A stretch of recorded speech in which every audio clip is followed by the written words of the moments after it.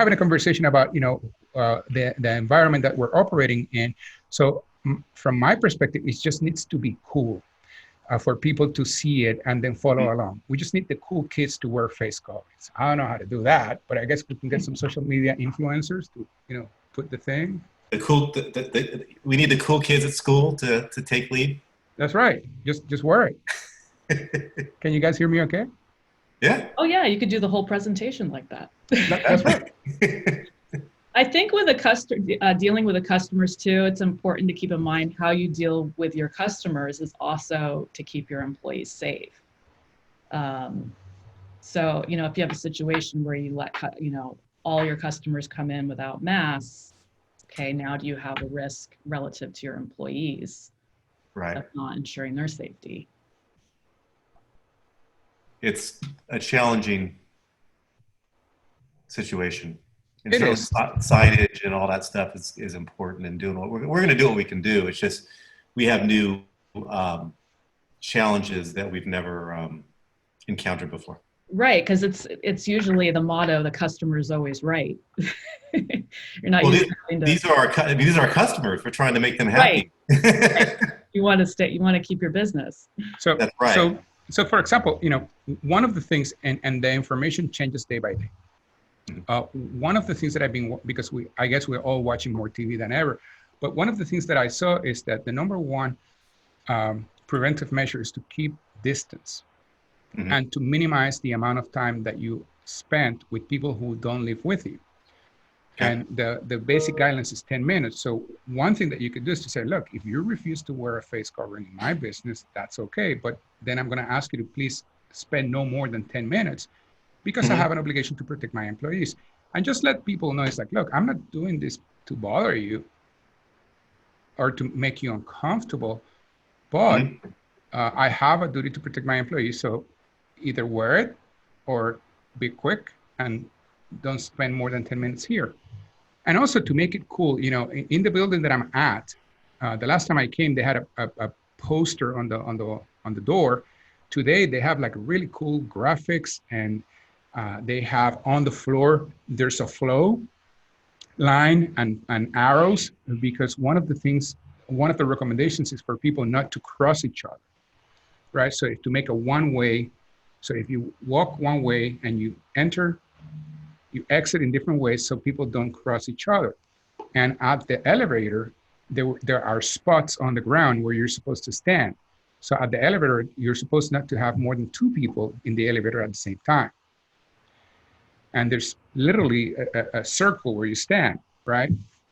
So by using those visual cues, by making it cool, is one way to comply with the duty. So if somebody brings a claim, you can point to all of that as actions that cannot be negligence, and as actions that will protect you from employment claims as well.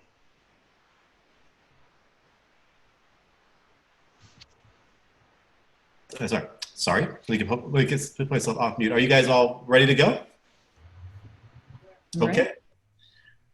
All right. Well, I want to welcome everybody here. My name is Chris Aiken. On behalf of the Downtown Business Association, we're very excited to start our 3-part seminar series here. The first part here is going to be on the restaurant industry, and it's entitled The Pivot to Dine: How to Reopen Your Restaurant. Next week, as a preview, we will be covering next Thursday at noon, we'll be covering retail. And the Thursday after that, we'll be covering the other business sectors. I do want to encourage all questions from our attendees. The panelists are here to answer questions. And without further ado, I want to introduce our panelists. Our first panelist is Javier Carbone. Javier is a San Clemente-based employment law attorney and workplace investigator, and I'm very privileged to also serve with him on the board of the Downtown Business Association. I'm also very, very pleased to welcome Shannon Wolf. Shannon Wolf is an employment law attorney based in San Clemente. She advises and represents small and medium-sized businesses in employment matters. So I want to do a great thank you to Javier and Shannon for joining us, and welcome. Thank you for being here. Thank you. Thank you, Chris. And before we begin, I would like to say that there was a link shared where the materials that we're going to be using in the presentation can be downloaded. Also, I understand that on the chat box, people can go and get a link where they can download the documents if they already don't have them. But during the presentation, we'll be using a few documents which will be shown. And let me just begin by saying, I would like to do an introduction by saying that the purpose of this, from my perspective, is to bring awareness to the issues that can become a problem for employers. And this is the goal, that we all have an awareness as to what the legal issues could be when reopening a business. And there's three areas. The first area has to do with the health and safety of the employees. In California, employers have a duty or obligation to make sure that they provide a safe work environment to their employees.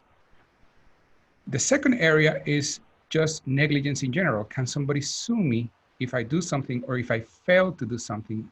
And when we're talking about a lawsuit for damages, the standard is different. The standard is if I did something or if I failed to do something and my actions or inactions are negligence, then I can be liable to someone else. And lastly, there are some laws, employment laws, that are still on the books. The ones that deal with discrimination, the ones that deal with payment of wages, and all of that, they're still in place. So we have to be mindful that we have to continue to comply with the employment laws that are the same, that we have to be mindful that there's a risk associated with just being open, and that there is a risk related to the health and safety of the employees because there's a pandemic, a global pandemic. So if you forget everything we say, just remember this. The closer you are to taking action to ensure health and safety, to protect the public, and to comply with the laws, you'll be in the clear. Because OSHA has announced recently that the standard that they're going to use for inspections is the good faith standard. What does that mean? That means that if you act in good faith, you're going to be in the clear. In that sense, everybody's being more flexible and everybody's just trying to do their best, but it's necessary to do something because doing nothing will put you at risk. Shannon. All right, a couple preliminary points that I'd like to make is that, first of all, keep in mind, there are multiple layers of regulation here. You have the federal, the state, the county, and even sometimes the city. You also have various agencies involved, from the EEOC to the FDA, CDC. I could name a whole host of acronyms. But and how this information can feel like information overload and overwhelming. But at the end of the day, the best rule of thumb and to keep in mind is that you need to follow the most restrictive law. The state sets the minimum threshold, the minimum bar that you need to meet. And if the county and or the city are more restrictive, then you need to follow that. This is also an evolving situation. Each day we're learning new information is being released. So these guidelines that we're going to talk about, they're likely going to change. The orders are likely going to be modified. So you want to stay current, and a couple places that are great to regularly check are the state's website on COVID-19 has a lot of good resources and links, and also the Orange County Health Agency or your applicable county's health agency's website for updated information. With that being said, we're going to start off with the meat of the presentation, and Javier will start talking about the guidance. Right, so let me just jump into where we're at. Chris, if you can share the slide that we have. It's an image, and it's not ours, it's from the County of Orange. And this is what the County of Orange is telling us, that we are still on stage 2 of the 4 stages of the resilience roadmap drawn by the state government. And on stage 2, the county is asking us to do 5 things. The first one is to do a risk assessment and to prepare a protection plan. What does that mean? That means that we have to go into our businesses, look around, and identify any risk of infection of COVID-19 and to try to eliminate the risk as much as possible. But in order to do that, the state and the county is requiring us to have an actual plan. The second is to train employees in how to limit the spread of the virus. And there are wonderful resources from the state. There are many, many pieces of information that can be shared with employees to help educate them in how to prevent the spread of the virus. The third is to take control measures, which means literally making adaptations to the way we do business, literally means implementing adaptations to change the physical place or the premises to ensure that you're limiting the spread of the virus. The fourth point is to sanitize and disinfect, to clean and make sure that everything's clean. And lastly is what is being known as social distancing, but I like the phrase physical distancing more, because what I've heard is that the number one preventive measure that we can all do is to keep away from people that don't live with us and to keep at least 6 feet distance. So if we maintain physical distancing as much as possible, that is the best way to prevent the spread of the virus. The second is the wearing of face coverings, right? To also stop the spread. Now, Chris, if we can go back to the regular view, the first point is to look at the guidance that has been issued by the state. This is the end-all be-all, because the state of California and Cal OSHA is telling us exactly what they expect employers to do. So if you read this and you follow the recommendations on this guidance, you should be in the clear concerning your obligation to provide a safe work environment for your employees. So please read it, understand it, ask questions, and if you follow these guidelines, you should be okay. But let me just say that in my opinion, if you follow the guidelines to protect your employees, you are also going to be in a position to prove that you were not negligent to any one of your customers, the public, or anyone that walks into your doors, because you're going above and beyond what is reasonable to protect everybody, including the community and the public in general. And once you look at the guidelines and you read the guidelines, what is it that they're asking us to do? Well, the first thing that they're asking us to do is to have a written worksite plan. And there is a checklist, which is another document that we share with you all. This checklist, they have a step-by-step, literally on a check-by-check basis on the steps that are necessary to make sure that we're in compliance with the obligations of the state, that we're in compliance with the obligations of the county. And something that is really interesting, and I want to say now before I forget, is that according to the guidelines, we are supposed to post the checklist at the entrance of our facilities. So my recommendation is that you put this up, and there are simple ways to do it. Just put it up with some tape. I've seen some laminated ones, or maybe we can get a nice piece of wood and just post it. But I think it is important to have it out, post it, because if you put this out and some health inspector drives by and they see that in your door, they're not going to stop. They're not going to start asking you questions. And more importantly, hopefully, people while they're waiting outside in line to come into your premises, they can read it and everybody will be in a better position to follow the rules. But going into the content of this checklist, the first thing that is required is to have a written plan.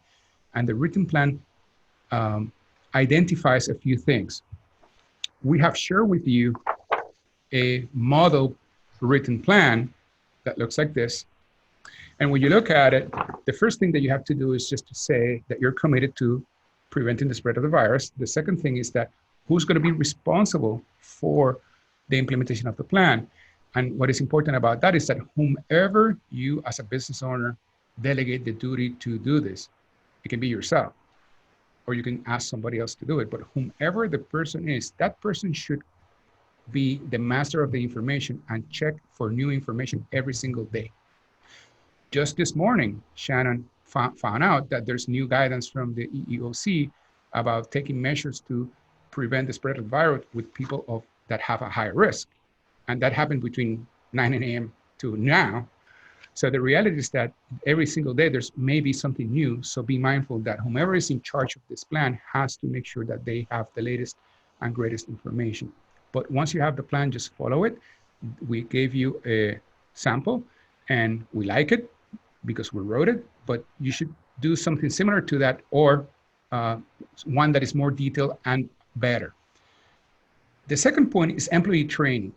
What does that mean? The requirement is to train employees in the prevention of the virus. Well, there are many ways that you can train employees. You can do a formal session in which you talk about preventive measures, or you can do something more simple like keep repeating the same mantra: physical distancing, face coverings, good hygiene, don't come to work if you're sick. If you have symptoms, don't come to work. Avoid sick people, and all of the other recommendations. If I was a restaurant owner, I would give a copy of the guides to all of my employees, and I will ask them to read it.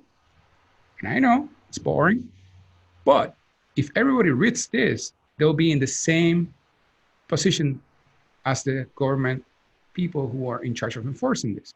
So there's no better piece of education than just to read this, to have the employees read it and get ideas and give them a copy of the plan.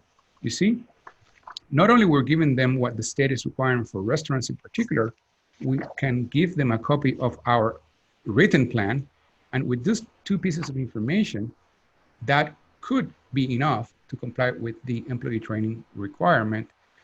And finally, and this is pretty unique, the way that we're working is that the state government has a 4-step plan, and the state government has allowed some counties, actually as of today, most counties, to skip ahead of where the rest of the state is at. So Orange County is in an, for lack of a better word, advanced stage 2. But in order to do that, the health officer of the County of Orange has to certify to the state government that certain things are being done. And in turn, our health officer in the County of Orange has required business owners to do what is known as an attestation. What does that mean? It is a certification that you have complied with what the county is asking for, and the attestation or certification also has to be posted in the entrance of the establishment. So we have prepared a sample attestation. This is what it looks like. And you're essentially saying here that you did a risk assessment, that you have identified known risk for the spread of the virus, that you have taken actions to prevent the spread of the virus, that you have trained your employees, that you have taken individual control measures, that you have disinfecting protocols that you clean, and finally, that you are following physical distancing guidelines. With the signature of the business owners, this should also be on the wall, on the entrance, so the county knows that your business is in compliance through the attestation.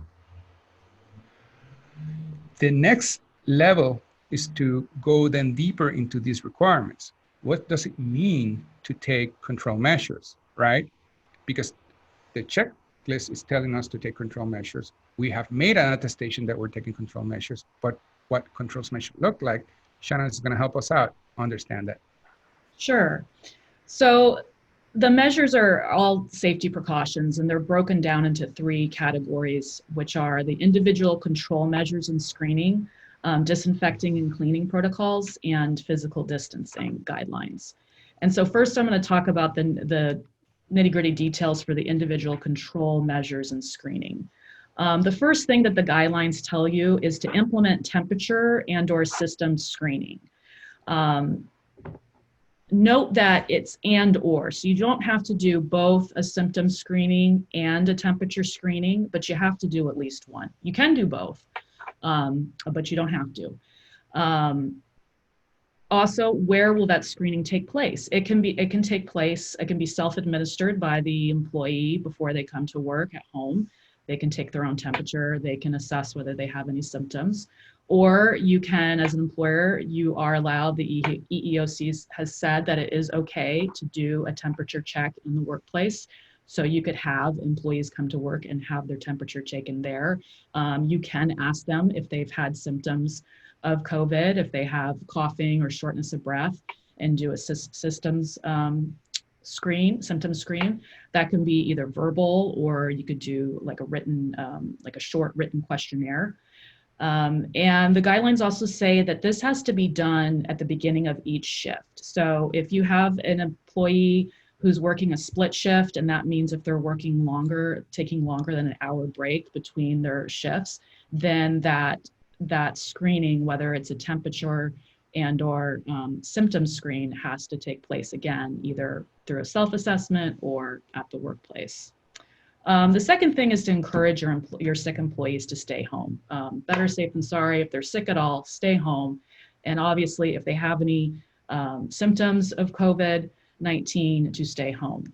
The next is the face coverings, providing them and ensuring that the workers are using face coverings. It's actually required in Orange County. Essential workers must use face coverings, including in restaurants. Gloves, providing and ensuring that workers are using the gloves when necessary, disposable gloves, such as when they're disinfecting and using EPA approved disinfectants. If you have somebody who's conducting temperature checks, they should definitely be wearing gloves. If they're touching any frequently used surfaces. They do specify some certain types of employees that need to use gloves and in what situations.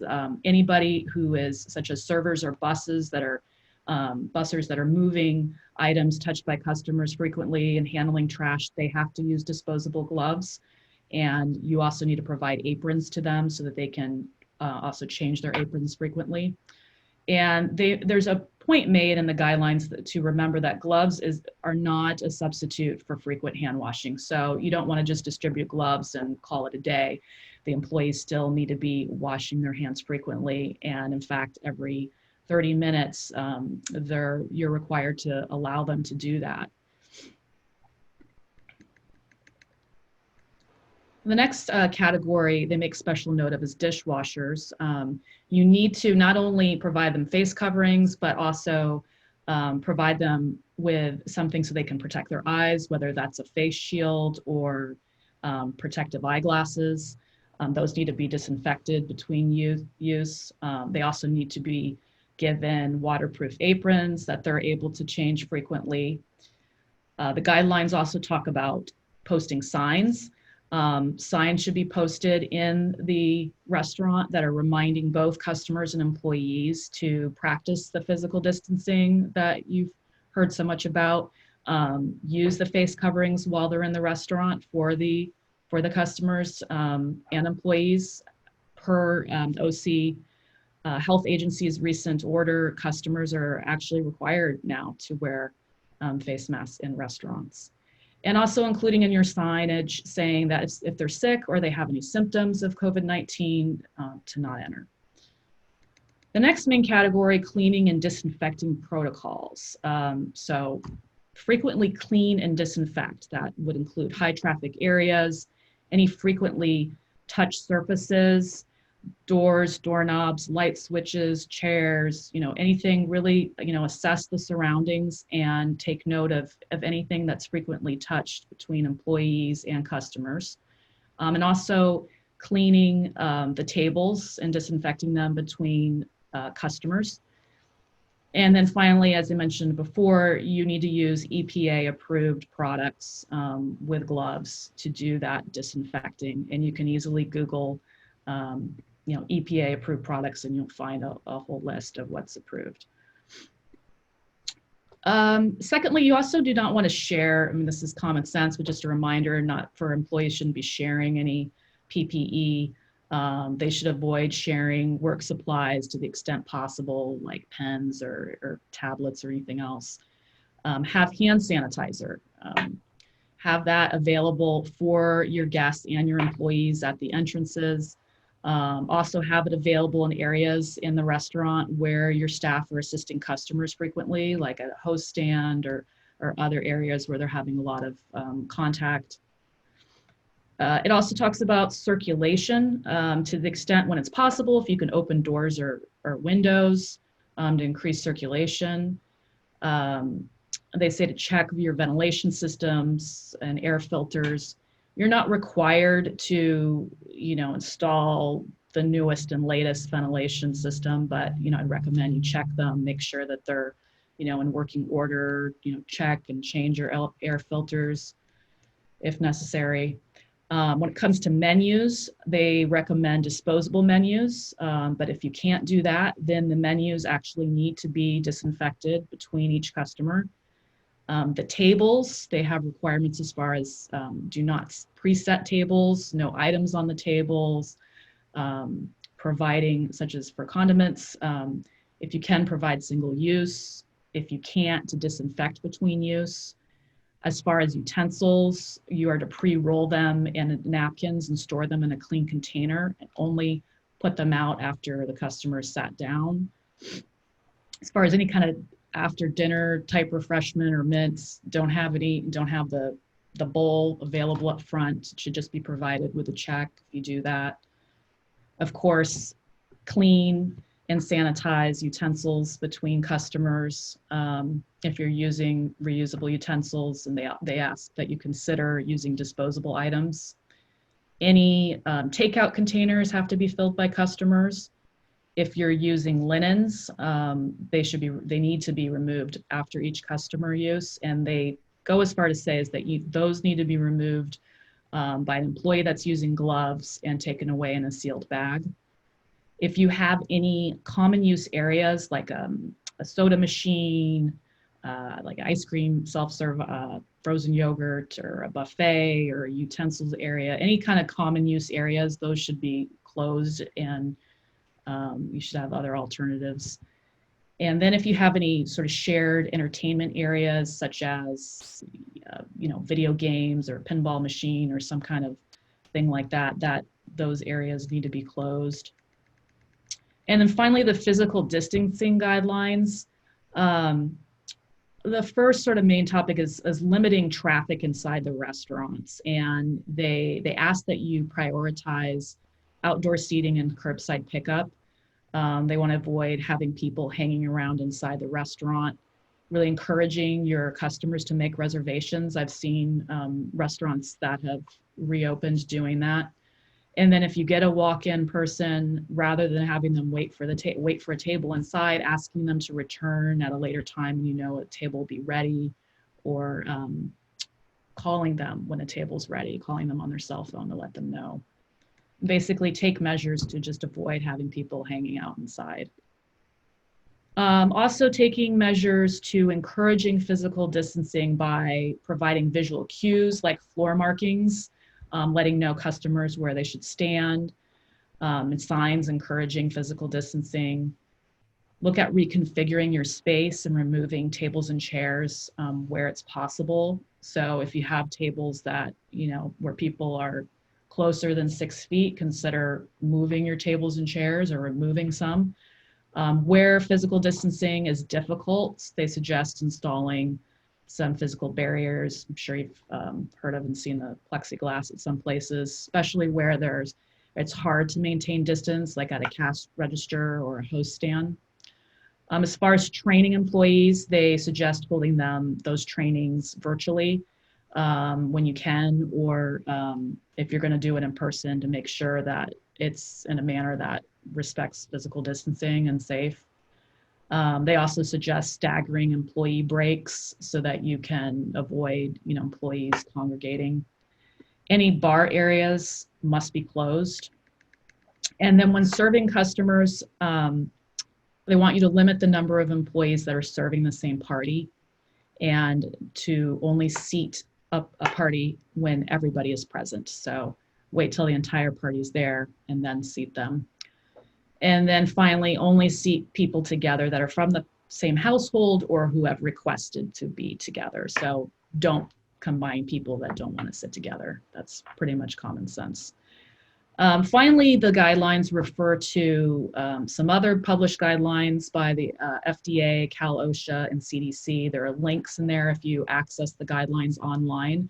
I would suggest starting with the FDA's on food safety. First, Cal OSHA and the CDC guidelines, there's a lot of overlap with what we've discussed today. So first I would start with the FDA. And now we're gonna talk about the employment law considerations. Now, before we switch to the employment law, because we are employment lawyers, so we can spend all day talking about this. But I want to take a step back Shannon, and I think I heard you say that when we talk about screening, right, of employees, their requirement is to do one of two things: to either do it by temperature check or symptom screening, one or the other, right? So my follow-up question is, what do you recommend the best way is to screen employees? And the same question about customers. Are we going to screen people who walk in the door? Those are both very good questions. So one of the issues with screening, which I was going to talk about later, but we might as well talk about it now, is the time spent screening is compensable. So the employer does have to pay the employee for the time that they spend doing a self-assessment or doing the screening at the workplace. The other issue to consider is if they're screening themselves at home, then the thermometer technically is a business expense. And it's something that you're telling them they have to use a thermometer to check their temperature. Some people don't have thermometers. Anyway, it's better safe than sorry. It's a business expense and you do have to cover it. So those factors you might want to keep in mind deciding what to do. You know, I think that you could do it either way. I think that a self-assessment is fine. Or you could have, you know, it depends on what you're comfortable with. You could just do a simple temperature check. You could maybe do both. Have them do their own self-assessment at home and ask themselves, do I have any symptoms? And don't come in when you have a fever. And then when they come in, also do a temperature check. You could do that. Now, so if you ask employees to do the self-assessment at home, would you ask them to sign something at the beginning of the shift that they have self-checked and they're ready, willing, and able to work? Or just saying that they're just showing up is enough? I think just showing up is enough. Obviously, you could document your way every step, you know, if you wanted to be super cautious and you had the time to do that. I'm thinking practically if you're a small business, you may not have the time to do all that. And if you do document it, you need to keep that private. So if you do want to document it, you can have them do that. And if you're recording their temperature, if you're taking their temperature and then you're recording, that's also considered medical information. You have to make sure to keep it in a separate place that's protected, their privacy is protected, and you're not exposing their personal information to other employees. So if you're going to do any kind of screening in the workplace, you want to be mindful that you're also taking into account their privacy. What about customers? I mean, the first time somebody put a temperature gun in my forehead, it was weird. So are we going to do that? I mean, do we have to? Yeah, I haven't personally experienced that. I've seen in the news, some restaurants have done that. You don't have to do that. My interpretation is you don't have to do a temperature check of your customers. However, if you're not going to do that, you should at the very minimum have signage that says, if you have a fever or you're sick or have any symptoms of COVID-19, do not enter our premises. You could also ask your customers if you wanted to. Do you have any symptoms of COVID? Now, before we move into the employment law section, I think there's something that we need to talk about, and it's about face coverings, right? If I read the guidelines, and it seems that client-facing employees must wear face coverings.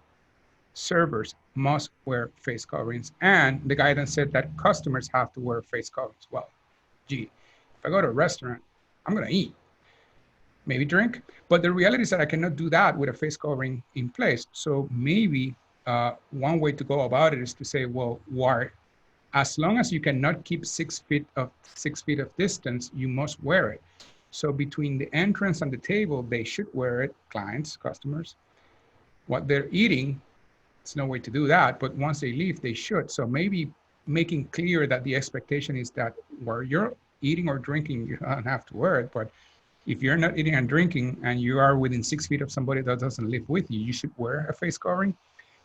That's my interpretation of a way to implement the guidelines, because the guidelines suggest that people have to wear them at all times. But the wearing of face coverings has become, in my opinion, unnecessarily political.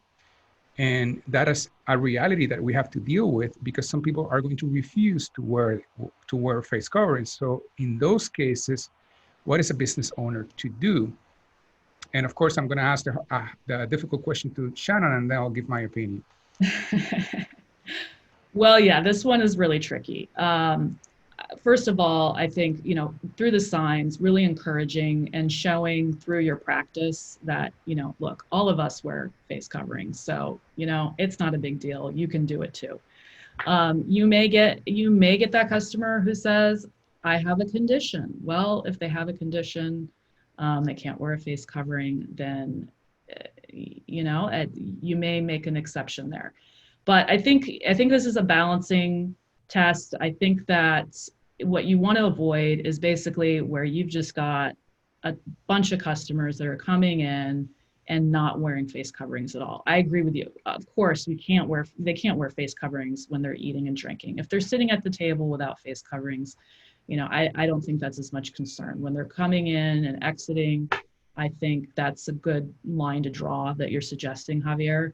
I think the other importance is to remember that you're also ensuring your employees' safety by requiring the face coverings when they're in the restaurant. And if you tell your customers that this is for your employees, and sometimes, when people hear this is to help others, it kind of like brings their guard down. But, I understand it is a very difficult situation and it has become very political. Right. So now that you gave your perspective, what I'm going to say and add is that I think that one way to deal with it is to have people become aware of the need for face covering. And this is what it looks like. Because as a business owner, I have an obligation to provide a safe work environment for my workers, and the state and the county is requiring face coverings. I would talk to the person and say, look, I am asking you to please wear a face covering while you're walking inside my premises to protect my workers. Could you please do that? Because it is a requirement from the county and the state. And if they say no, great. But let me tell you that the science says that physical distancing is the #1 way to avoid the spread of the virus. And the #2 is the amount of time that you spend close to somebody that doesn't live with you. So, and the guidelines say that it's 10 minutes. So I would say something like, look, if you're not going to wear a face covering in my business, I'm going to then ask you to spend no more than 10 minutes. Can you meet me there? Can you do that? And then just kind of kick them out in 10 minutes. And if they refuse to do that and they want to stay because they're freedom fighters, well, look, there's not much we can do about that because the sheriff already said that the sheriff is not going to intervene. But another thing that we can do is just to make it cool to wear face coverings. And I don't know, maybe get some influencers to make it cool, or the county is trying. For example, you see this visual cues. There are posters and there are things that the OC Health Agency is trying to do to ensure that people wear face coverings in public. And maybe we can make posters like this and put them everywhere. And one analogy that I like to use is the smoking section. When I moved to California, everybody was smoking everywhere. And all of a sudden, now people are smoking in designated areas. So designating something, putting visual cues, asking people and putting posters, it works. So maybe we need to just patiently wait until it becomes cool to wear face coverings, right? Yeah, let me kind of add something here too. There's a couple questions from the attendees that I'd like to get your guys' comment on. First question is, have there been any rulings on permitting outdoor patio service in Orange County or any cities in Orange County? So can you make a comment on outdoor patio service and what your understanding is there at the present time? Shannon?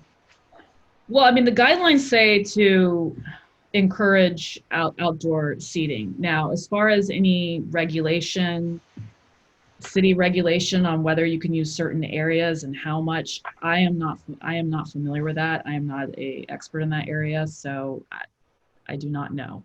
Right. So the same guidelines apply regardless of indoor or outdoors. Mm-hmm. It's just that outdoors is much easier to keep physical distance. And because it is open, it is much easier to allow people not to wear face coverings, and there's more flexibility. This is a question of use. Can you use the sidewalk? Can you use the middle of the street. So some cities are taking action, and it's public that the city, as I understand it, only San Clemente, my understanding is that has not done anything, but Fullerton has. So this is like a city by city permit thing.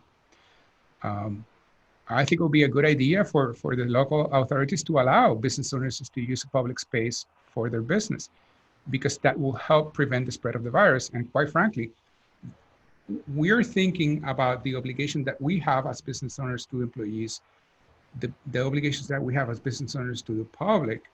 But the flip side of that coin is the public. Some people are afraid of going into indoor spaces. Some people are scared of leaving their house. So the more that we can ensure physical distancing, the more that we can ensure that we're following the guidelines, the better it will be for people to trust your business and go spend money, which is at the end of the day what we're doing, to make sure that people feel safe and then they can come back. Now, I think it's time to switch to the employment law perspective before we run out of time. You know, Shannon and I can be speaking about this for a couple of hours, but we only have one. So let's just jump into it, Chris. That's fine. Just one more question, because I happen to see it. And maybe you can use, as you know, I'm a part owner of a restaurant. We have a patio. We also have a bar. Using that as an example, for instance, the question is, what are the guidelines for seating at a bar in a restaurant? And do you have any comments? And I talked to you guys, an issue that we have, what's our duty as a business owner, restaurant owner, to, I guess, police our patio for social distancing there? So maybe you can comment on that, and maybe you can turn on to the next topic. That would be okay. Yes, Shannon. So the guidelines say to close bar areas. It doesn't get any more detailed than that. It just says close, basically close bar areas. Now, if you are going to use a bar area for people to have meals, then of course make sure that they're 6 feet apart from anybody else. Make sure they're appropriately physically distanced, and that you're taking all the other safety precautions and using them. And then the other question, as far as, sorry, I forgot what your other question was about. It's the patio area. So for example, if you have a patio area, right, from my perspective, one good idea is to use visual cues for people to keep physical distancing. So for example, I would make it with, tape or something more permanent, to make it like a chessboard and say, keep clear, or stand here, or some way, or draw circles. I saw a circle that is 6 feet wide, so people can say, okay, I can stand in this circle and I'm going to be away from other people. So as long as people who live together, they can be within the circle, but keep at least 6 feet for people that don't live with you. That should be one way to, even in an open or patio area, to ensure physical distancing to prevent the spread of the virus. Right, and you can even, if you have tables on a patio, you can even block off tables, or put a sign, no one sit here, to keep people distanced. But I agree with Javier, having lots of signs. And if you see people congregating out there, an employee can politely go out there and ask people not to congregate there. That's right, and I know we're moving on, Javier. We'll do that, but I do think there's an interesting comment that's right from one of our attendees, that to take note that in Costa Mesa, Newport, Huntington Beach, you still must get an ABC permit to extend sale of alcohol to expanded spaces, and that's an area I know that's developing, because obviously we can do alcohol to go, but how that looks and how that expands to outdoor sips, you still got the ABC. So I just want to be mindful of that for restaurant owners out there. But highly regulated, no doubt. And those regulations have not changed. My understanding is that they're in flux, but they haven't changed. So it's very strict. They're not discretionary. So make sure you know your ABC rules, make sure you know the state, and because there have been some local jurisdictions that we know here, even in San Clemente, that have gotten some flack from ABC. Anyways, so Javier, you guys want to get to the employment law? Right. So in the time that we have left, from my perspective, one thing that is important is to update your policies. What does that mean? Well, the first thing is that because this pandemic is a health and safety issue, we have to make sure that we have health and safety policies in place. Every employer in the state of California is required to have an injury and illness prevention program, right? And we all have one, right? And this is where you shake your head up and down and you say, yes, I have one. So just in case you don't have a written injury and illness prevention program, we have given you a link to the e-tool that Cal OSHA has. And if you follow the e-tool and you answer some questions online, the system generates a sample of what an injury and illness prevention program looks like. The reason why we don't have a sample in writing is because the risk factors change depending on the business. Some businesses have risk factors that other businesses don't have. So my advice is that get an IIPP today. In addition, prepare a policy today. And if somebody shows up to do an inspection, just keep them in a binder and show them what you have, right? The second is that the federal law requires, the new federal law, the Families First Coronavirus Response Act requires for the posting of a notice concerning emergency paid sick leave. Just make sure that is up and then you give a copy to the employees. And this is the time to be flexible and very nimble when dealing with accommodations and requests for time off and all of that. So our policies now have to be, maybe we don't need to change them in writing, but we definitely have to change in the implementation because this is time to be super flexible, maybe bending over backwards to avoid potential claims. And with that, I think, Shannon, we should talk about rehiring and bringing people back. Yes. So the first question is, who are you going to bring back? You may not be bringing back your entire workforce, or you may not have the need to bring everybody back. So the key is to use whatever criteria you use, however you're making those decisions, to do them in a non-discriminatory manner, and just make sure that you're using some kind of neutral criteria or some kind of criteria that's really related to a real business need.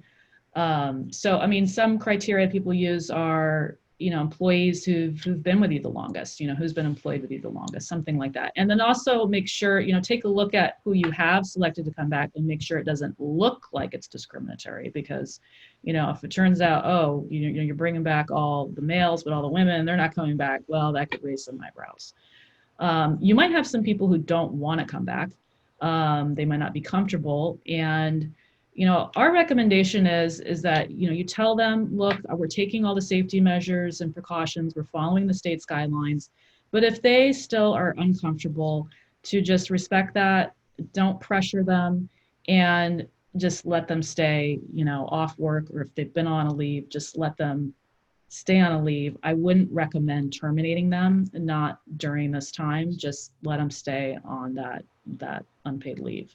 Now, Shannon, let me stop there, because we're talking about what are we going to do if somebody doesn't want to come back, right?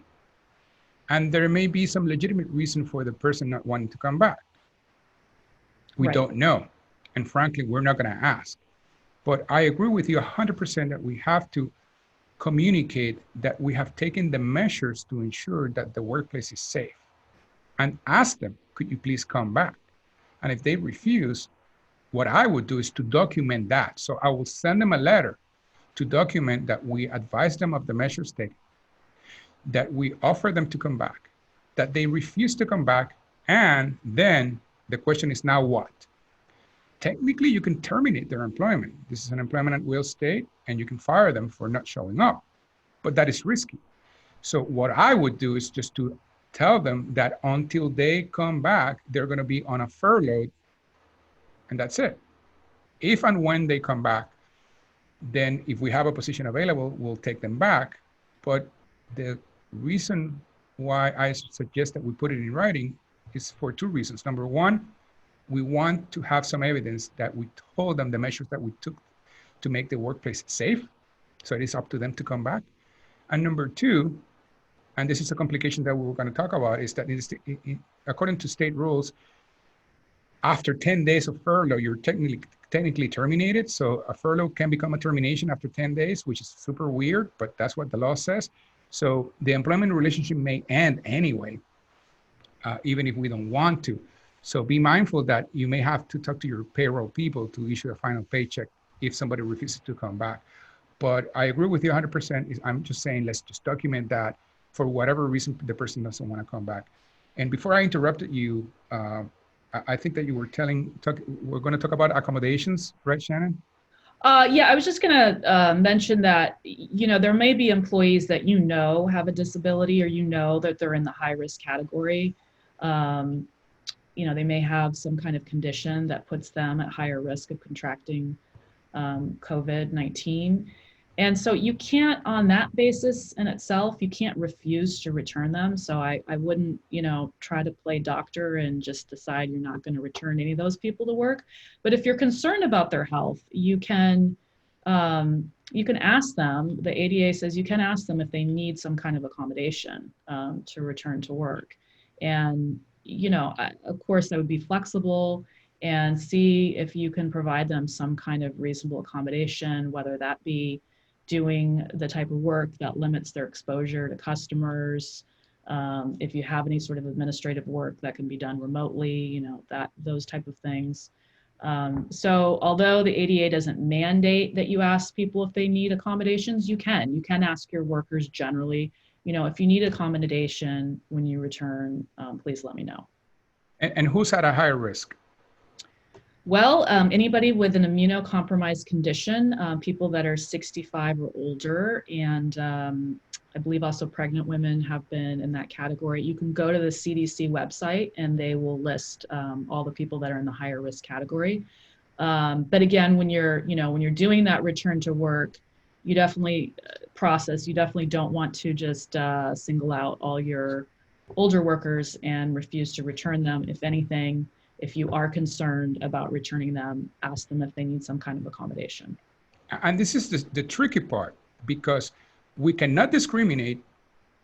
And if we know that somebody's over 65, if we know somebody has a critical or a medical condition, we shouldn't use that as a factor to bring them back. But when they do, then we have to accommodate and we have to protect them. So this is kind of like difficult to have those balancing interests that they may clash.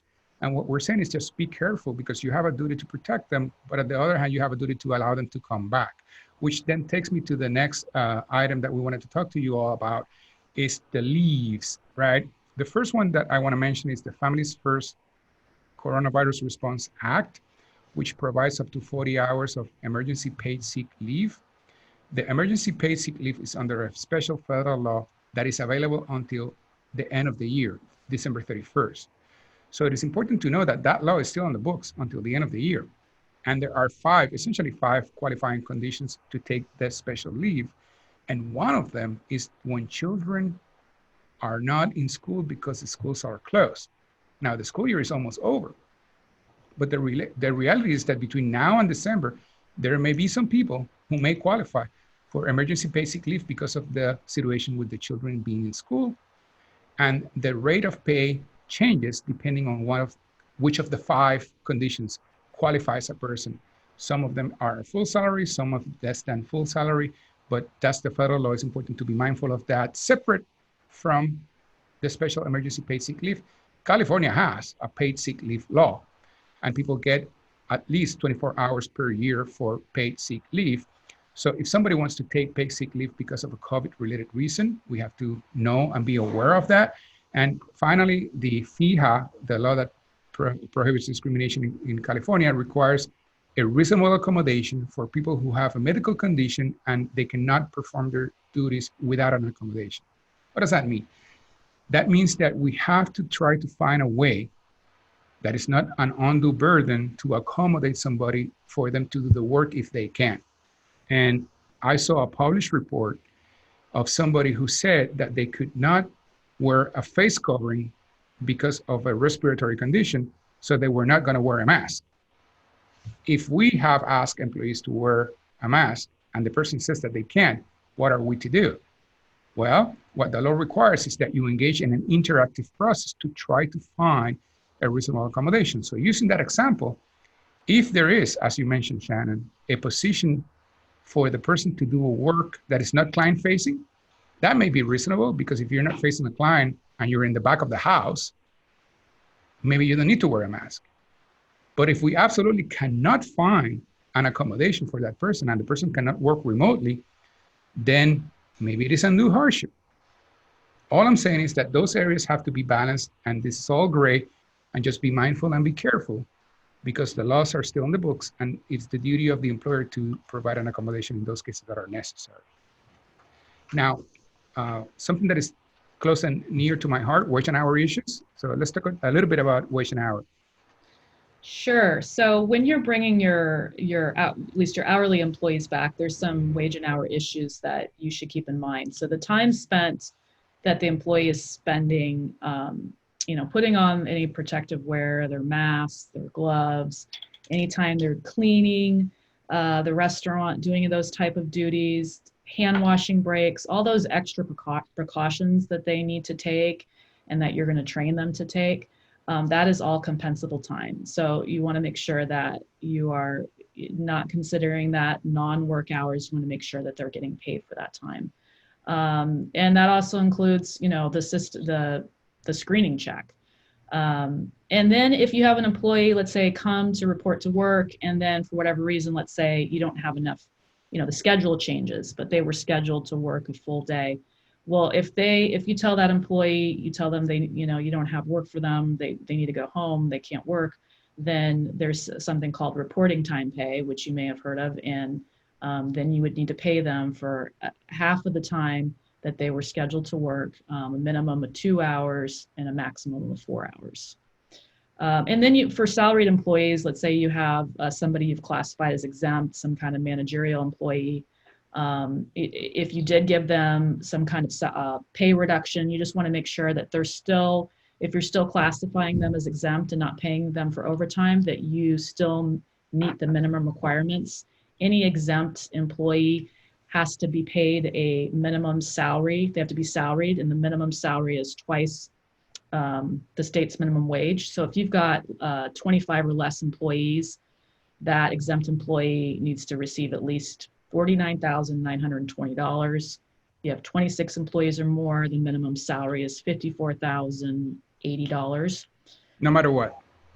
No matter what. And then you also want to make sure that their duties, that they're still doing actual managerial work, that, if they're basically just another server and not, doing any management type duties anymore, then they have lost the exemption and should be classified as hourly. So you just want to be careful if you are making any changes in pay or duties for those managerial employees. And then the last thing is the business expense reimbursement, which I had touched on earlier. The face masks, any type of protective equipment that they're required, if the employer is not going to provide that equipment, let's say they're picking out their own face mask, then you should reimburse them for that. And make sure that they're getting covered for that. And then also the same if you're having them do temperature screening at home, you should reimburse or provide thermometers to them. And it may seem like a small thing, but these type of wage and hour actions can turn into big problems. Javier can expound more on that. There's something called PAGA in California, which is the Private Attorney General Act. And basically an employee can bring claims on behalf of all other employees as well. And it's like a class action, except there's a lot less requirements for the plaintiff to meet in order to proceed. So that's just something to watch out for, and just take those business expenses seriously. Right. So I have a couple of follow-up comments, and one of them has to do with the face coverings. I agree with you, Shannon, 100% that if the face covering is required, it is in the best interest of the employer to pay for it. Maybe the employer can buy them in bulk and make it easier. But if you're not going to do that, then be mindful that, as with uniforms, right? Every time you require a specific type, brand, or something that is, they all have to be the same, it becomes a uniform and you have to provide and pay for it. It's like the shoes, right? If you wear non-slip shoes and they have to be black, I don't care what brand, that's not a uniform. But the minute that you say that all the masks have to be the same or a specific brand, that may become a uniform, and it's definitely reimbursable. I mean, maybe this is the time to look to do branded face masks with your logo of your restaurant. I don't know. Just be mindful that that is an area of concern, because like Shannon said, there's some PAGA attorneys out there chomping at the bit to bring a claim. And concerning salaried employees, restaurants should not have many people on salary.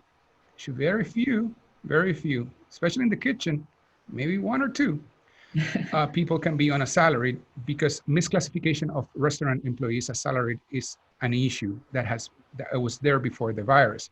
But I say all of that to agree with you, Shannon, that if, for example, you ask a salaried employee to do physical tasks and they end up spending more than half their time doing physical tasks, they may lose their status. So if you're going to ask your salaried people now to help clean and disinfect, be mindful that they don't spend too much time doing that. And about the hourly employees, I just want to add that the time that it takes for them to wash their hands, the time that it takes them to put any kind of covering or apron, gloves, cleaning or disinfecting is all compensable to the last minute. So be mindful that this is a time to be super flexible with when people are coming in and leaving, and however long it takes them, they're on the clock. Make sense? It does. So just a couple things. I have a question and a comment. One, I would thank the attendees for some very good thoughts. They have been providing some information as relates to that there is a clear permit process through the ABC as far as serving adjacent to your restaurant. That's kind of going into effect, and it does have a cost. So find that at the ABC. The question I've been curious about listening to you is, maybe Shannon, you addressed this earlier. If we have employees at the restaurant, for instance, are you saying that what rights do we have as an employer to ask them about their health? I know there's your typical right of privacy to medical information. So I'm just curious, how does it work now in the COVID world? And what rights do we have as business owners to ensure, they ask them for their health status so we can protect all our employees? Yeah, so you can, the EEOC has said you can, if you want, you can require people to take a COVID test to return to work. You could do that. I don't think this is a time now to ask all your employees, okay, now you need to disclose all your disabilities. That's right. That's not a good idea. If you know somebody where it's obvious, somebody, it's just obvious that they fit into one of those categories, and you have some information, they've disclosed it to you. You can ask them about, if they need an accommodation. You can even generally ask your employees, all your employees, hey, does anybody need an accommodation? Does anybody have need to request an accommodation? But I would not suggest prying into all your employees' medical information, asking them, what conditions do you have? You can ask them COVID-related things. You can ask them if they have a fever, if they have any of those symptoms, chills, muscle pain, shortness of breath. You can ask them all those things, but I wouldn't try to find out every condition under the sun. Okay. I know we're kind of running out of time. I guess any final comments, Javier and Shannon? I will tell you again, kind of to remind everybody, this is the first part of a 3-part series. I know next week at noon, you guys are going to be talking about how to reopen retail, and then the other businesses will be a week after. So I want to preview that. That can be found at the San Clemente Downtown Business Association website, and obviously the publications will get that information out. Just contact us if you want that. But before we kind of conclude, any other final comments or anything else you guys would like to talk about? Well, from my perspective, I'm going to make myself available to answer any follow-up question within reason. If there's a question, I'll be happy to answer it. But of course, the idea is to give information that you can use, and I'll be happy to do that by phone, by email, whatever makes sense. But when you participate in a webinar like this, you may be kind of concerned that there's too much and that there's a grave risk. And I want to finish by saying, all we need to have is awareness that there are risks out there and we have to manage the risk. So if you are aware that you have a duty on the health and safety front, you should take actions to protect and manage that risk. If you are aware that you have an obligation towards the public, which is less than the duty to your employees, you can take actions accordingly. And finally, all the rules about payment and accommodations and all of that are the same. So there's really nothing new concerning the wage and hour, the job accommodations, and all the employment laws are still in the books. Now, the implementation is more flexible, right? Because, for example, medical inquiries were a no-no. You were not supposed to do any medical inquiry. And what the government is saying is like, look, we have a global pandemic, so this is the time to ask about COVID-related conditions. You can absolutely ask about COVID-related conditions. But the minute that you step out of the pandemic and the virus, it is dangerous to ask people if they have a medical condition that prevents them from doing their job with or without a job accommodation. So there's really, we have already covered what is new, and just be aware. And like the airlines say, sit back, relax, and enjoy the flight.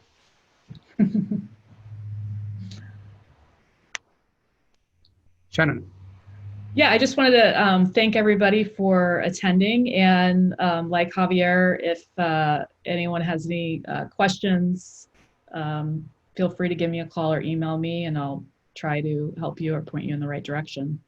And thank you, Chris, for having me. Well, thank you, Shannon. Thank you, Javier. And thank you for all our attendees that coming in our first part of the Reopen the Restaurant webinar. We really appreciate it. And thank you again, panelists. And we will see you again next week. Thank you. Thank you. Bye now. Thank you.